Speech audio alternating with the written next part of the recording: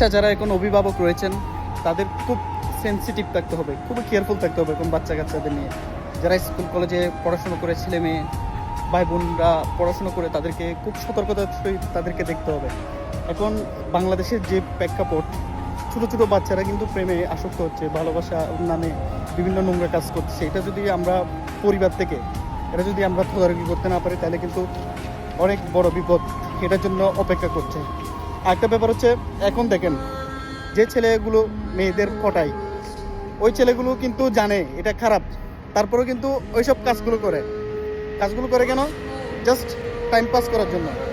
Time pass করে এরপরে কয়েকদিন ডেটিং করে তারপর নিজের হালে নিজে চলে যায়, ওর হালে ও চলে যায়। কিন্তু এখন যে রিলেশনশিপগুলো রয়েছে এগুলো হচ্ছে শুধুমাত্র শারীরিক সম্পর্ক পর্যন্ত সীমাবদ্ধ থাকে।